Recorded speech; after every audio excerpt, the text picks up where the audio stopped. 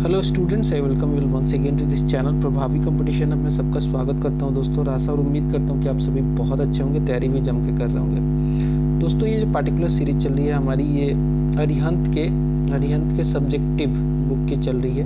ठीक है, ये बुक बहुत इंपॉर्टेंट है as far as the different examinations are concerned. Like अगर आप एसएससी की तैयारी करते हो, किसी भी स्टेट के सब पब्लिक सर्विस कमीशन की तैयारी करते हो, डेफिनेटली बहुत ज़्यादा हेल्पफुल होने वाला है। कोई सा भी एग्जाम तैयारी कर रहे हो जहाँ पे जीके और जीएस पूछा जाता है, वहाँ पे डेफिनेटली बहुत ज़्यादा हेल्प मिलने वाला है, क्योंकि इन शॉर्ट आपको बहुत सारा कंटेंट इसमें देखने को मिलता है विथ लॉट ऑफ एक्सप्लेनेशन, जो मैं ऐड ऑन करता हूँ। तो इसकी एक सीरीज है अरिहंत जीके इन इंग्लिश करके, उसे जरूर विजिट कीजिए, देखिएगा। उसको देखने से पहले अगर आप साइक्लोन्स के बारे में जानना चाहते हो तो डेफिनेटली इस वीडियो को देखिए, आगे तक देखिए, और चैनल पे नए हैं तो सब्सक्राइब करके बेल आइकन को प्रेस करना ना भूलें। ये अभी कर ले, दिस इज एक्सट्रीमली इंपॉर्टेंट। ऐसे ही कंटेंट लगातार आपको मिलते रहेंगे। दोस्तों, बात करेंगे हम साइक्लोन्स की। ठीक है, इससे पहले का टॉपिक ऑलरेडी कवर्ड है। तो साइक्लोन्स क्या होते हैं? Cyclones are the centres of low pressure. इसमें होता क्या है कि जैसे आप देखते होंगे ना, बवंडर इस तरीके से उठता है ओशियन में। ठीक है, और ये जो है एक लो प्रेशर जो है, एक्सट्रीमली लो प्रेशर कंडीशन ये क्रिएट करता है। ठीक है, लो प्रेशर होता है, एक्सट्रीमली लो प्रेशर होता है, और ये जो है इस तरीके से उठता है। ठीक है, यहाँ पे सबसाइड होती है एयर। ठीक है, और यहाँ पे एक्सट्रीम लो प्रेशर होता है, लो प्रेशर इस वाले पोर्शन में, और इस पार्टिकुलर रीजन को हम आई कहते हैं। ये पार्टिकुलर जो रीजन है इसे आई कहते हैं। So cyclones are the centres of low pressure surrounded by closed isobar having increasing pressure outward increasing pressure होता है। इनवर्ड जो है काफी ज्यादा लो प्रेशर होता है। Air blows inward in anti clockwise direction. देखिए एयर कैसे ब्लो करता है, एंटी क्लॉकवाइज डायरेक्शन, इस तरीके से जो है इनवर्ड की तरफ से जो है एयर ब्लो करता है इस तरीके से। ठीक है, साइक्लोन में anti clockwise air blows inward in anti clockwise direction in the northern hemisphere. हम बात कर रहे हैं किस हेमिस्फीयर की? हम जानते हैं कि अर्थ को बीच से काटोगे 0 डिग्री इक्वेटर पे, तो ऊपर आता है नॉर्दर्न हेमिस्फीयर और नीचे आता है साउदर्न हेमिस्फीयर। तो ऐसा जो एंटी क्लॉकवाइज जो बनता है इस तरीके से, ये आपको देखने को मिलता है कहाँ पे? नॉर्दर्न हेमिस्फीयर में। ठीक है, अगर वही हम बात करें साउदर्न हेमिस्फीयर में, तो कुछ इस तरीके से बनता है साउदर्न हेमिस्फीयर में, क्लॉकवाइज डायरेक्शन में साउदर्न हेमिस्फीयर में ये बहता है। So air blows inward in the clockwise direction in the southern hemisphere. तो साइक्लोन के बारे में आप जानेंगे। एक्सट्रीम लो प्रेशर कंडीशन होगा, इस तरीके से बनेगा नॉर्दर्न हेमिस्फीयर में, और इस तरीके से बनेगा साउदर्न हेमिस्फीयर में, क्लॉकवाइज और anti clockwise. Cyclones are mainly of 2 types, 2 तरीके के होते हैं ये। ट्रॉपिकल साइक्लोन होता है एक, और दूसरा होता है टेम्परेट साइक्लोन। इन दोनों में अंतर है, इस अंतर को समझने की कोशिश करेंगे। ट्रॉपिकल साइक्लोन और टेम्परेट साइक्लोन में क्या अंतर है? नाम से ही सजेस्ट करता है ये कि ट्रॉपिकल साइक्लोन जो होगा ये ट्रॉपिकल रीजन में होगा। ट्रॉपिक ऑफ कैंसर कहाँ पे पड़ता है? 23.5 डिग्री नॉर्थ पे, और नीचे देखोगे साउथ लैटिट्यूड पे, तो 23.5 डिग्री साउथ पे पड़ता है आपका ट्रॉपिक ऑफ कैप्रिकॉर्न। तो ट्रॉपिकल साइक्लोन जो होते हैं ट्रॉपिक ऑफ कैंसर और ट्रॉपिक ऑफ कैप्रिकॉर्न के बीच ही बनते हैं। तो अंतर देख लेते हैं। वही अगर बात करें टेम्परेट साइक्लोन की, तो टेम्परेट रीजन में बनते हैं। सो एक तरफ है आपको देखने को मिला है ट्रॉपिकल साइक्लोन, और दूसरी तरफ टेम्परेट साइक्लोन। ट्रॉपिकल साइक्लोन की बात करें, so they are found in the trade wind belt. हम जानते हैं कि ट्रेड विंड बेल्ट 8 से 20 डिग्री के आसपास ये बनता है tropical cyclone, north and south दोनों में, but not found between the 0 to 8 degree as there is no coriolis force here. देखिए साइक्लोन बनने के पीछे एक रीजन होता है कोरोलिसिस फोर्स। कोरोलिसिस फोर्स को सबसे पहले समझते हैं कि क्या होता है। अर्थ अपने एक्सिस पे घूमती है वेस्ट टू ईस्ट। ठीक है, वेस्ट टू ईस्ट घूमती है, और इसका असर जो है, इसका असर सबसे ज्यादा पोल्स पे देखने को मिलता है, सबसे ज्यादा पोल्स पे। और जैसे जैसे आप पोल्स से अंदर आते जाओगे तो इक्वेटर पे आके 0 डिग्री लैटिट्यूड के आसपास जो इसका असर है वो नहीं दिखता है। ठीक है, कोरोलिसिस फोर्स क्या होता है? अर्थ के रोटेशन के वजह से जो फोर्स जनरेट होता है, रोटेट कर रही है, तो ये विंड को भी घुमाती है, तो ये जो है देखने को मिलता है हमें। तो 0 से 8 डिग्री के बीच में आपको कोरोलिसिस फोर्स नहीं होता है। दैट इज वाई जो साइक्लोन्स है, ट्रॉपिकल साइक्लोन्स, वो वहां पे नहीं बनते हैं। जैसे इसमें देखने की कोशिश कीजिए, 0 डिग्री लैटिट्यूड है, और यहाँ पे मान लीजिए कि 8 डिग्री होगा, ऊपर भी 8 डिग्री, नीचे भी। इस पार्टिकुलर रीजन में जो है आपको ट्रॉपिकल साइक्लोन देखने को नहीं मिलेंगे। कहाँ से कहाँ तक देखने को मिलेंगे? 8 से 20 डिग्री के बीच में, दोनों तरफ 8 से 20 डिग्री के बीच में देखने को मिलेंगे। रीजन मैंने बता दिया कि ट्रॉपिकल जो है कोरोलिसिस फोर्स जो है वो बिल्कुल 0 से 8 डिग्री में नहीं देखने को मिलता है, इसका असर बिल्कुल नहीं होता है। वही अगर बात करें हम टेम्परेट साइक्लोन की, तो normally they are found between 30 to 65 degree north and south दोनों लैटिट्यूड में इनको देखने को मिलेगा। सब पोलर फ्रंटल जोन में ये देखने को मिलता है, where cold polar air mass meets the warm tropical air mass. ठीक है, होता क्या है समझिए मैप पे, टेम्परेट साइक्लोन कहाँ पे देखने को मिलेंगे, यहाँ पे 0 डिग्री लैटिट्यूड है। नॉर्मली ये जो है फाउंड किए जाते हैं 30 से लेकर ये वाले 65 तक, 30 से 65, यहाँ पे 30 है, यहाँ पे 65 है, दोनों में लिख देता हूँ, यहाँ पे 30 होगा, यहाँ पे 65 होगा समवेयर। तो यही जोन में north south, northern hemisphere, southern hemisphere दोनों में देखने को मिलता है ये। ठीक है, एंड सब ट्रॉपिकल फ्रंटल जोन ये होता ही है, क्योंकि यहाँ पे जो है सब ट्रॉपिक तो होता ही, सब पोलर फ्रंटल जोन होता है, सॉरी ये पोल है, सब पोलर यहाँ पे होगा, यहीं पे ये देखने को मिलता है। Where the cold polar air जो होता है, हम जानते हैं कि पोल पे जो एयर होता है, ये जो पोल है नॉर्थ पोल है और यहाँ पे जो है साउथ पोल है, तो पोल पे जो एयर है वो काफ़ी ठंडा होता है, क्योंकि जो सन की रेज है यहाँ पे बहुत ही स्लैंट जाती हैं, इसलिए बहुत ज़्यादा ठंडा होता है दोनों पोल। तो यहाँ पे जो है कोल्ड पोलर एयर जो है ये यहाँ से बहती है, यहाँ पे हाई प्रेशर होता है, और हम जानते हैं कि विंड हाई प्रेशर से लो प्रेशर की तरफ बढ़ती है, और यहाँ पे जो होता है टेम्परेट हाई होता है, यहाँ पे आके मिलती है, और यहीं पे जो है ट्रॉपिकल टेम्परेट साइक्लोन्स बनते हैं। सो ट्रॉपिकल साइक्लोन की बात करें तो ये ट्रैवल करता है from east to west in easterly wind belt. ये कहाँ से कहाँ बहता है, east to west in easterly wind belt में ये बहता है। और वही बात करें टेम्परेट साइक्लोन की, तो it moves from west to east embedded in the westerly wind belt. ठीक है, ठीक है, जो ट्रॉपिकल साइक्लोन है ये ट्रैवल करता है east to west in easterly wind belt. वहीं अगर बात करें टेम्परेट की, तो it moves from west to east embedded in westerly wind belt. Tropical cyclones जो होते हैं they are much smaller with the diameter of about 200 से लेकर 500 किलोमीटर तक का इनका डायमीटर हो सकता है। ये आपको कम लग रहा है, यहाँ पे कम बताया गया, लेकिन सही में कम होता है ये as compare to the temperate. Temperate वाले जो होते हैं उनका जो डायमीटर होता है वो 300 से लेकर 1500 किलोमीटर तक हो सकता है। बात समझिए, ये है ट्रॉपिकल साइक्लोन। इनका डायमीटर जो देखोगे, ये वाला जो डायमीटर आपको देखने को मिलेगा, ये देखने को मिलेगा 200 किलोमीटर से 500 किलोमीटर तक हो सकता है।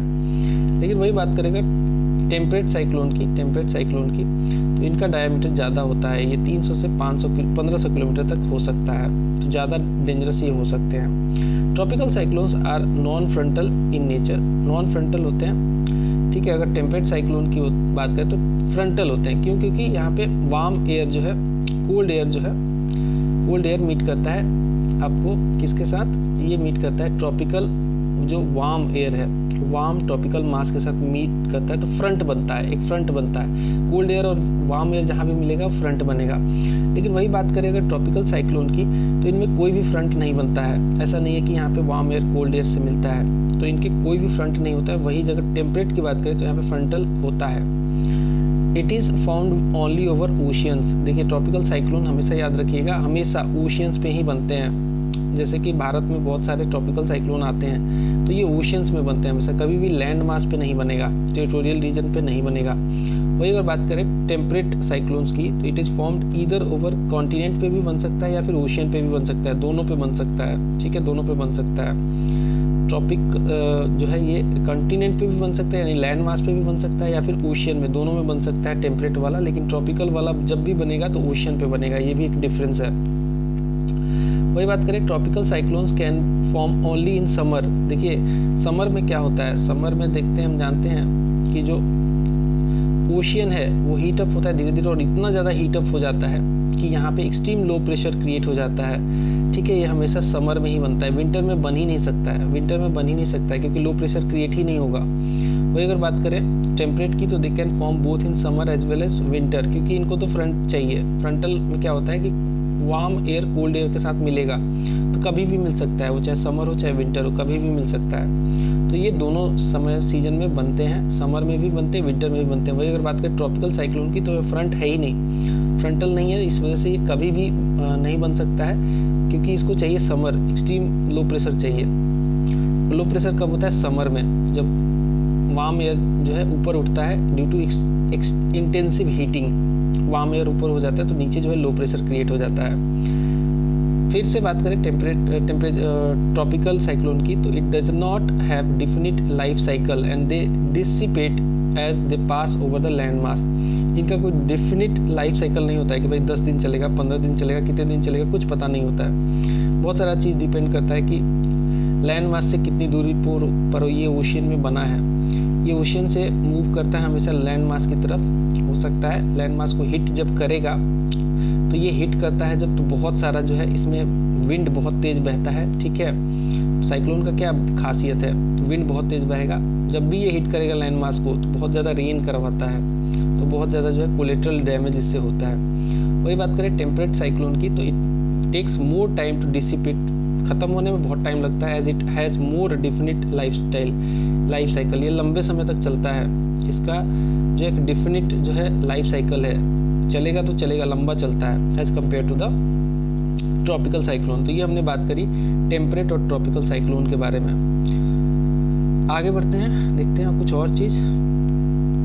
नीचे क्या है, नीचे है ह्यूमिडिटी रिलेटेड कॉन्सेप्ट, तो आगे देखेंगे इसको। इससे पहले हम देख लेते हैं जो साइक्लोन्स का डिफरेंट रीजन में डिफरेंट नाम है वो जान लेते हैं। तो टाइफून्स साइक्लोन्स कहे जाते हैं साउथ चाइना सी में। साउथ चाइना सी में टाइफून्स को क्या कहते हैं, साउथ चाइना सी में जो उठते हैं साइक्लोन उनको टाइफून कहते हैं, ठीक है। साउथ चाइना सी में जो साइक्लोन बनता है वो टाइफून कहलाता है। और इंडियन ओशियन में जो साइक्लोन बनते हैं उसको ट्रॉपिकल साइक्लोन्स बोलते हैं, क्योंकि ये इंडियन ओशियन पड़ता ही है ट्रॉपिकल रीजन में, ट्रॉपिक ऑफ कैंसर और ट्रॉपिक ऑफ कैप्रिकॉर्न के बीच में बनता है, तो ये ट्रॉपिकल साइक्लोन होता है, ठीक है। हमेशा याद रखिएगा इंडियन ओशियन में जो भी साइक्लोन्स बनता है जो इंडिया को भी हिट करता है वो ट्रॉपिकल साइक्लोन होता है। वही बात करें कैरेबियन सी में जो साइक्लोन बनता है उसे हरिकेन्स कहते हैं। कैरेबियन सी कहाँ पे है, ऊपर है नॉर्थ अमेरिका, इस तरीके से कुछ नॉर्थ अमेरिका है, ठीक है, और नीचे साउथ अमेरिका, इसके बीच में कैरेबियन सी इसी के आसपास बहता है। और यहाँ पे जो साइक्लोन बनते हैं वो कहलाता है हरिकेन्स कहलाता है। यूएसए में जो साइक्लोन्स बनता है उसे टोर्नाडोज कहते हैं, और बहुत तेज विंड्स ये और साथ में बारिश करवाता है, टोर्नाडो बहुत डेंजरस होता है। ऑस्ट्रेलिया में, नॉर्दर्न ऑस्ट्रेलिया में जो साइक्लोन्स बनते हैं उसे हम विली कहते हैं, विली विलीज, ठीक है। तो इनका डिफरेंट नाम है, पूछ लेता है कई बार कि विली कहाँ बनता है, तो नॉर्दर्न ऑस्ट्रेलिया में। टोर्नाडोज कहाँ बनते हैं, यूएसए में, टाइप ऑफ साइक्लोन है ये। ट्रॉपिकल साइक्लोन इंडियन ओशियंस में बनते हैं, और टाइफून्स बनते हैं साउथ चाइना सी में, टाइफून्स। अब देखिए साइक्लोन्स हमने जान लिया, अब जानते हैं एंटी साइक्लोन क्या होता है। साइक्लोन तो हमने जान लिया कि क्या होता है, साइक्लोन क्या होता है हमने जाना कि जो है ये लो प्रेशर क्रिएट करता है, एक ट्रॉपिकल और नॉन टेम्परेट में डिवाइडेड है, ठीक है। अब एंटी साइक्लोन क्या होता है, they are the wind system. क्या होता है एंटी साइक्लोन, विंड सिस्टम ही है which have the highest air pressure at the centre. Air pressure जो है सेंटर में हाईएस्ट होगा और लोएस्ट होगा आउटर मार्जिन में। जस्ट उल्टा साइक्लोन्स में क्या होता था, साइक्लोन्स में होता था हाईएस्ट एयर प्रेशर होता था आउटर मार्जिन पे हाईएस्ट प्रेशर होता था। जितना अंदर घुसोगे तो अंदर होता था लोअर प्रेशर। जस्ट उसके उल्टा, they are wind system which have the highest air pressure at the centre में इसके हाईएस्ट होता है। इस तरीके से साइक्लोन बनेगा, तो सेंटर में जितना अंदर घुसोगे साइक्लोन में, ठीक है, क्योंकि हम जानते हैं कि 200-300 किलोमीटर ये चौड़ा होता है, तो सेंटर तो कुछ ना कुछ होगा इसका। तो सेंटर में जहाँ देखोगे, ये सेंटर में जो है, यहाँ पे सेंटर में एयर जो प्रेशर होता है वो हाईएस्ट होता है, और वही आउटर में इसका जो है लोएस्ट होता है। Just opposite to that of the cyclones. The wind blows from centre to the outward. Wind कहाँ से कहाँ बहता है, सेंटर से आउटवर्ड की तरफ बहता है, इन क्लॉकवाइज डायरेक्शन। ऐसे बहता है, हमेशा क्लॉकवाइज डायरेक्शन बहता है, ठीक है। नॉर्दर्न हेमिस्फीयर में क्लॉकवाइज, और ये बहता है एंटी क्लॉकवाइज साउदर्न डायरेक्शन में। तो जस्ट अपोजिट है ये साइक्लोन्स के, जस्ट अपोजिट से, ठीक है। आगे बात करेंगे हम जेट स्ट्रीम के बारे में। जेट स्ट्रीम क्या है, स्ट्रॉन्ग रैपिडली मूविंग सर्कमपोलर वेस्टर्ली जो होता है air circulation in the narrow belt of few 100 kilometres with is in upper limit of troposphere is called jet stream. तो ये 10 किलोमीटर से 13-14 किलोमीटर 18 किलोमीटर ऊपर धरती से बहता है। कहाँ पे बहता है? रैपिडली बहता है, बहुत हाई स्पीड होता है इसका। सर्कमपोलर वेस्टर्लीज एयर सर्कुलेशन की वजह से नैरो बेल्ट में ये बहता है, ठीक है।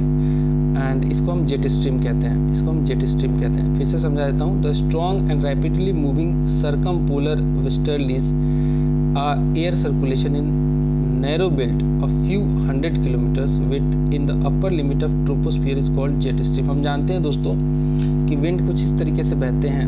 यहाँ पे बहता है क्या? यहाँ पे बहता है ट्रेड विंड, जो कि कुछ इस डायरेक्शन में बहता है। नॉर्थ ईस्ट से आता है ये ऐसे नॉर्दर्न हेमिस्फीयर में, और साउथ ईस्ट से आता है ये साउदर्न हेमिस्फीयर में। ये ट्रेड विंड है। इसके ऊपर जस्ट बहते हैं वेस्टर्लीज दोनों तरफ। अब यहीं पे जो है ये वेस्टर्लीज में ही जेट स्ट्रीम बहता है। धरती से लगभग 12 से 18 किलोमीटर के आसपास ऊंचाई में ये बहता है, बहुत तेजी से बहता है, ठीक है। नैरो बेल्ट में बहता है, ठीक है। इसे कहते हैं जेट स्ट्रीम। आगे बढ़ेंगे, ह्यूमिडिटी के बारे में देखते हैं। सो ह्यूमिडिटी क्या है? ह्यूमिडिटी कुछ नहीं है, वाटर कंटेंट है एयर में, वाटर वेपर का कंटेंट है एयर में, ठीक है। So humidity of air refers to the content of water vapour present in the air at particular time and place. कोई भी प्लेस हो, मान लो कि आप कहीं भी रहते हो, दिल्ली में रहते हो, दिल्ली में एयर है, हर जगह एयर है। दिल्ली के एयर में मेजर किया जाए कि वहाँ पे वाटर वेपर की मात्रा कितनी है एयर में, जितनी ज़्यादा वाटर वेपर की मात्रा होगी उतनी ज़्यादा ह्यूमिडिटी होगी वहाँ पे। ओशियन रीजन में जो है, ओशियन रीजन में काफ़ी ज़्यादा ह्यूमिडिटी होती है, क्योंकि ओशियन के करीब होने की वजह से एयर में बहुत ज़्यादा जो है वाटर वेपर होता है। So humidity is nothing but the water vapour content in air particular time में, पर्टिकुलर प्लेस में। So humidity is measured by an instrument called hygrometer. कैसे मेजर करते हैं? एक इंस्ट्रूमेंट है हाइग्रोमीटर, जिससे इसको मेजर किया जाता है कि कितना जो है परसेंटेज एयर में इसकी जो है मात्रा है, इसे ह्यूमिडिटी कहते हैं। एक रिलेटिव ह्यूमिडिटी होती है, सब आगे जानेंगे, ठीक है। तो चलिए यहाँ पे देखते हैं हम कुछ related concept, humidity related concept को जानते हैं। ह्यूमिडिटी आपने समझ लिया कि क्या होता है, वाटर वेपर का कंटेंट एयर में, उसे हम ह्यूमिडिटी कहते हैं। अब कुछ ह्यूमिडिटी रिलेटेड कॉन्सेप्ट है, इसके बारे में देख लेते हैं। So number 1, measurement of humidity और उसका डिफिनीशन। ह्यूमिडिटी कैपेसिटी क्या होती है? देखिए सब कुछ है, रिलेटिव ह्यूमिडिटी है, स्पेसिफिक ह्यूमिडिटी है, एब्सोल्यूट ह्यूमिडिटी है, ह्यूमिडिटी कैपेसिटी है। ह्यूमिडिटी कैपेसिटी क्या है? हर एयर में, जो भी एयर है आपके सराउंडिंग में, उसमें जो है मैक्सिमम कितना जो है वाटर वेपर आ सकता है, उसे हम ह्यूमिडिटी कैपेसिटी कहते हैं। So the capacity of air of certain volume at certain temperature to retain maximum amount of moisture content, इसे हम ह्यूमिडिटी कैपेसिटी कहते हैं। एयर की कैपेसिटी है ये। कोई एयर है, हम जानते हैं कि एक और चीज़ जानते हैं हम कि वार्म एयर जितना होगा, अगर आप हवा को जितना गर्म करोगे उतना ही ज़्यादा उसमें ह्यूमिडिटी होने के चांस हैं, ठीक है। जितना गर्म होगा हवा उतना ज़्यादा ह्यूमिड होगा, आप ध्यान रखिएगा। जितना गर्म हवा होगा उतना ज़्यादा ह्यूमिड होगा, ये एक कॉन्सेप्ट है। इसीलिए तो कोल्ड जो प्लेसेस में चले जाओगे ना, ड्राई एयर बहता है, ह्यूमिडिटी बिल्कुल कम होती है वहाँ पे, क्योंकि हवा गर्म नहीं है, तो वाटर की कंटेंट को ज़्यादा होल्ड नहीं कर सकता। हर टेम्परेचर पे जो है, मान लो कि 10 डिग्री है कहीं पे, तो 10 डिग्री में मान लो कोई एयर है 10 डिग्री उस प्लेस का जो है वहाँ पे एयर है, उसमें 10 डिग्री में मैक्सिमम कितना ह्यूमिडिटी हो सकता है, मैक्सिमम कितना वाटर वेपर को कैरी कर सकता है, इसको हम बोलते हैं ह्यूमिडिटी कैपेसिटी। वैसे हम कह सकते हैं कि 30 डिग्री में कोई एयर है, उस पर्टिकुलर 30 डिग्री में कितना वो वाटर वेपर को कैरी कर सकता है, इसको हम कहेंगे उस पर्टिकुलर जगह पे, उस टेम्परेचर पे एयर की ह्यूमिडिटी कैपेसिटी। समझ में आई बात? अब बात करते हैं हम लोग एब्सोल्यूट ह्यूमिडिटी। एब्सोल्यूट ह्यूमिडिटी क्या होती है? The total weight of moisture content per volume of air at definite temperature is called absolute humidity. ठीक है कि भाई आप कोई पर्टिकुलर जगह पे मान लो कि 30 डिग्री टेम्परेचर है, वहाँ पे ये एयर है, उसमें जितना भी आप ह्यूमिडिटी होगा, मतलब जितना वाटर वेपर होगा, आप उसको कैलकुलेट कर लो पर वॉल्यूम। मान लो कि आप लोग निकाल रहे हो वॉल्यूम निकाल रहे हो एयर का, पर्टिकुलर वॉल्यूम पे देख रहे हो कि इतना 30 डिग्री पे यहाँ पे ह्यूमिडिटी है, वो ह्यूमिडिटी का मेजरमेंट जो होगा उसे एब्सोल्यूट ह्यूमिडिटी कहेंगे। यहाँ पे कैपेसिटी की बात नहीं की जा रही है, कितना है ये देखा जा रहा है। फिर यहाँ पे आता है अगला स्पेसिफिक ह्यूमिडिटी। स्पेसिफिक ह्यूमिडिटी क्या है? The mass of air, the mass of the water vapour in gram में मेजर किया जा रहा है, in grams content in a kilogram of air. ठीक है, किलोग्राम ऑफ एयर में कितना ग्राम वाटर का वेपर है। यहाँ पे वॉल्यूम की नहीं बात कर रहा है, यहाँ पे वेट की बात की जा रही है। It represents the actual quantity of moisture present in definite amount of air. फिर आता है आखिरी रिलेटिव ह्यूमिडिटी। रिलेटिव ह्यूमिडिटी जो है absolute humidity upon humidity capacity into 100 आप करोगे तो आपको रिलेटिव ह्यूमिडिटी मिल जाएगा, रिलेटिव ह्यूमिडिटी मिल जाएगा। So it is the ratio of amount of water vapour, it is the ratio of amount of water vapour actually presents in the air having definite volume and temperature, ठीक है, to the maximum amount of air can hold. ठीक है, मान लो कि 30 degree पे एक particular air में कुछ ह्यूमिडिटी है जिसे हम एब्सोल्यूट ह्यूमिडिटी कहते हैं, कि मेजर कर लिया इतना ही ह्यूमिडिटी है इसमें, ठीक है, वो मेजर कर लिया। लेकिन अगर इस एयर को गर्म किया जाए मैक्सिमम, तो कितना ये होल्ड कर सकता है ह्यूमिडिटी को गर्म करने पे, कितना रिटेन कर सकता है, उससे ज़्यादा ये रिटेन नहीं कर सकता है, इससे ज़्यादा ये रिटेन नहीं कर सकता है, मैक्सिमम कैपेसिटी। ठीक है, तो नीचे रहेगा ह्यूमिडिटी की कैपेसिटी जो एयर होल्ड कर सकता है, और अभी कितना है ऊपर रहेगा, इंटू 100 कर दोगे तो आपको मिल जाएगा रिलेटिव ह्यूमिडिटी। तो ये कुछ ह्यूमिडिटी के कॉन्सेप्ट आपने समझे। अब हम बात करेंगे क्लाउड्स की।